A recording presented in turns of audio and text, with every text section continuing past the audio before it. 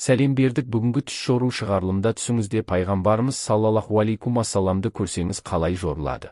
Бір риуаятта ардақты пайғамбарымыз кім мені түсінде көрсе, расымен мені көргені, себебі шайтанның менің бейнеме енуі мүмкін емес деген. Барлық жағдайда ардақты пайғамбарымызды көру жалған, өтірік түс емес, нағыз ақиқат және шынайы түс. Әзірет Әнәстан радиаллаху жеткен бір риуаятта мені түсінде көрген адам тозаққа кірмейді делінген.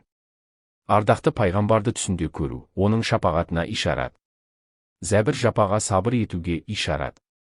Тура сөзді болуға, уәдесінде тұруға ишарат. Адам үшін ең үлкен бақыт және ең үлкен абырой. Оның жағдайының үнемі жақсы және көңілді болуына ишарат. Шексіз мейірім және кешірімнен пайдалануға, абырой беделге, иләхи жәрдеммен жақсылыққа ишарат. Ол адамның отбасы мен ағайын туыстарының арасында ешкім қол жеткізе алмаған мансапқа жетуіне ишарат. Түсінде ардақты пайғамбарымыздың күлімсірегенін көру, түс көрушінің оның сүннетімен жүруіне ишарат. Түсінде ардақты пайғамбарымызды көркем бейнеде көру, түс көрушінің діннің әдемілігіне ишарат. Түсінде ардақты пайғамбарымыздың өзінің бет бейнесінен де әдемі болғанын көру, ол адамның өте діндар екендігіне және сүннетті ұстанғанына ишарат. Түсінде ардақты пайғамбарымызды әдемі бейнеде көрмеу, немесе денесінде кейбір кемшіліктер көру, түсті көруші адамның кемшілігіне ишарат. Түсінде сипаттарын айтып, жеткізуге шамасы жетпейтіндей дәрежеде ардақты пайғамбарды көру, түс көрушінің діні мен өмірінің жақсы нәтижемен сүйіншіленетініне ишарат. Түсінде ардақты пайғамбарымызды белгілі кескін келбетімен және қаз қалпында көру, оның жағдайының жақсаруына, атақты болатынына және дұшпанын жеңетініне ишарат.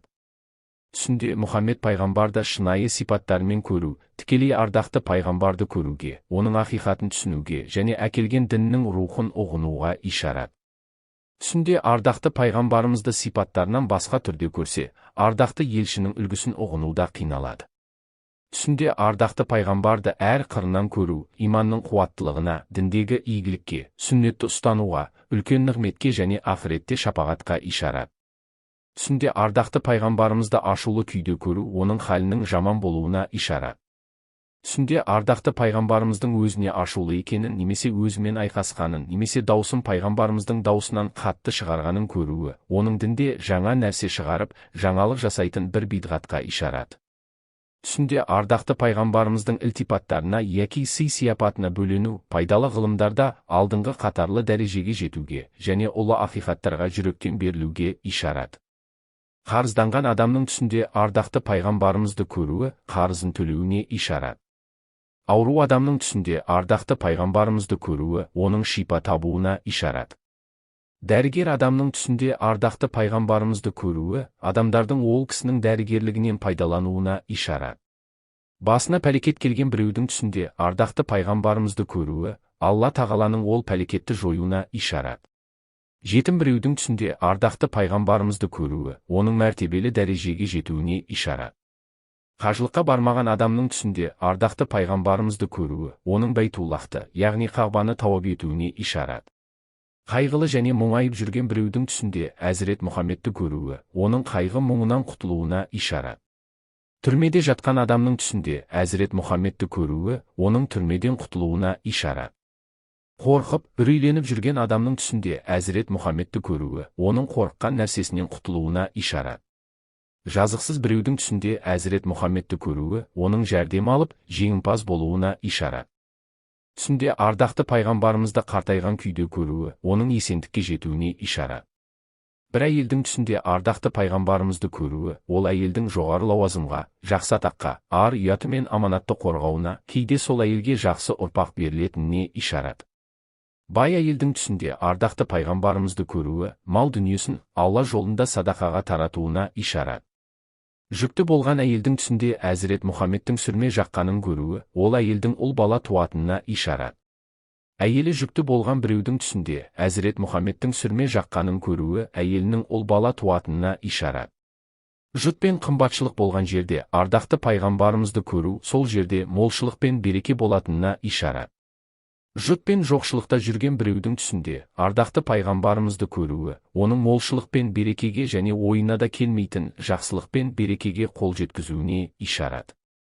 Қоршауда қалған немесе жұтта жүрген адамдардың түсінде ардақты пайғамбарымызды көруі, ол адамдардың бұл жағдайлардан құтылуына және берекені көруіне ишарат. Түсінде өзінің ардақты пайғамбарымыздың бейнесіне енгенін немесе оның қасиетті киімдерінің біреуін кигенін немесе Алла елшісінің өзіне мөрін, киімін немесе қылышын бергенін көруі, оның бойдақ болса, үйленетініне, оқушы болса, ғылым жолында мұратына қол жеткізетініне, кедей болса, бай болуына, дүние мүлік қаласа, дүние мүлікке қол жеткізуіне, жергілікті халықтың өзіне бағынуына, бейшара адам болса, Алла тағаланың оны үстем, қадірлі етуіне ишарат. Түсінде ардақты пайғамбардың өзіне назар аударғанын немесе бір нәрсені үйреткенін, еки бір әдемі нәрсе жегізгенін немесе шап-шақ шапан не киім кигенін, еки оған қайырлы дұға жасағанын көруі, оның егер мал-мүлік иесі болса, мал-мүлікке кенелуіне, егер түсті көрген адам ғалым болса, білген нәрсесімен амал етуіне, егер құшылыққа берілген адам болса, кереметке ие әулиелердің дәрежесіне жетуіне, егер күнәһар болса, тәубе етуіне ишарат. Түсінде ардақты пайғамбарымыздың сақалын тарап тұрғанын көруі, түс көрушінің өкініш, қайғы және қиындығының кетуіне ишарат. Түсінде Алла елшісінің басының қалыпты жағдайдан әлдеқайда үлкен екенін көруі, елбасының мұсылмандарды қорғауына ишарат. Түсінде ардақты пайғамбарды бидай реңде көру, түс көрушінің құмарлықтарынан бас тартып, тәубе етуді таңдайтынына ишарат. Түсінде пайғамбардың терісінің ақ болғанын көру, Аллаға тәубе етіп, ізгі амалдар жасайтынына және жолын түзететіне ишарат. Түсінде ардақты пайғамбардың бір жерде түсі өзгерген күйінде, немесе кейбір ағзасы нұқсан көрілсе, бұл түс сол жерде діннің әлсіреуіне және бидғаттың пайда болуына ишарат. Түсінде ардақты пайғамбардың үстіне ескі, тозған киім кигенін көру, діннің әлсіреуіне және бидғаттың пайда болуына ишарат. Түсінде ардақты пайғамбарды сүю, оның пайғамбардан риуаят етілген нәрсеге төзімді болуы қажет екеніне ишарат. Түсінде ардақты пайғамбардың қайтыс болғанын көруі, оның өзінің тегінен абыройлы біреудің қайтыс болуына ишарат. Түсінде бір жерде ардақты пайғамбардың мәйітін көруі, сол жерде үлкен қиындық болатынына ишарат. Түсінде Алла елшісінің қабірін көруі, оның бай болуына, түрмеде болса, түрмеден құтылуына ишарат. Түсінде ардақты пайғамбардың қабірін зиярат еткенін көруі, оның көп мал дүниеге ие болуына ишарат. Түсінде ардақты пайғамбарды қираған жерде көру, сол жердің ардақты пайғамбарымыздың берекетімен дұрысталуына ишарат. Түсінде Әзірет Мұхаммедтің бір жерде азан шақыруы, сол жерде арзаншылық, молшылық, береке және халықтың көптігіне ишарат. Түсінде Әзірет Мұхаммедтің бір жерде намаз оқығанын көру, мұсылмандардың шашыраңқы істерінің реттелуіне ишарат. Түсінде Әзірет Мұхаммедтің сүрме жаққанын көруі, оның дінінде игілікте және қауіпсіздікте болуына ишарат. Түсінде ардақты пайғамбардың оң қолының саусақтарының жұмылғанын көру, елбасының азық-түлік бермеуіне және түс көрушінің қажылық жасамауына және бала-шағасын ішкізіп жегізбеуіне ишарат. Түсінде ардақты пайғамбардың сол қолының жұмулы екенін көру, түс көрушінің мал дүниесінің зекетін беруіне, тіленші және кедейлерді сол жағдайдан шығаруға ишарат. Түсінде ардақты пайғамбардың қолының сусақтарының ашық болғанын көру, түс көрушінің қажылық жасауына ишарат. Түсінде ардақты пайғамбардың саусақтарының уысының ішінде қысылғанын көруі, басшының және түс көрушінің істерінің тоқтап қалуына және оларға қайғы мұңның келуіне ишарат. Түсінде Алла елшісінің аяқтарының ұзын болғанын көруі, мемлекет басшысының өмірінің ұзақ болатынына ишарат. Түсінде Алла елшісін қару-жарақ асынып, әскерлердің арасында жүргенін және әскерлердің рухтанғанын көруі, сол жылы мұсылман әскерлерінің жеңіліске ұшырауына ишарат. Түсінде Алла елшісінің қарумен толық жарақтанбаса да шағын әскер жасағының ішінде болғанын және әскерлерге кішіпейілділік танытқанын көруі, мұсылмандардың дұшпанды жеңетініне ишарат. Түсінде Әзірет Мұхаммедтің әйелдерінің бірінің өзінің анасы екенін көруі, оның иманының артуына ишарат. Түсінде өзінің ардақты пайғамбардың артынан жүргенін көруі, оның сүннет жолымен жүретініне ишарат. Түсінде ардақты пайғамбардың жалғыз тамақ жегенін көруі, пайғамбарымыздың ол адамға зекетін беруді бұйыруына ишарат. Түсінде Алла елшісін кебіссіз және аяқ киімсіз көру, түс көрушінің жамағатпен намаз оқуды тастағандығы үшін, пайғамбарымыздың оған жамағатпен намаз оқуды бұйырғанына ишарат. Түсінде Алла елшісін өзінің мешітінде немесе шаңырағында көруі, оның күш-қуат, абырой және ұлылыққа жетуіне ишарат. Түсінде ардақты пайғамбарымызды ұзын бойлы жігіттің бейнесінде көруі, адамдар арасында шығатын бүлікке ишарат. Түсінде ардақты пайғамбарымыздың құтпа оқығанын көру, жақсылыққа шақырып, жамандықтан тыюға ишарат. Түсінде өз қанының ардақты пайғамбардың қанымен араласқанын көруі, оның абыройлы біреумен туыс болатынына ишарат. Түсінде ардақты пайғамбардың өзіне құрма және бал сияқты ұнамды бір нәрсе ұсынғанын көруі, оның Құранды жаттауына және оған ұсынылған нәрсенің шамасында ғылымды меңгеруіне ишарат.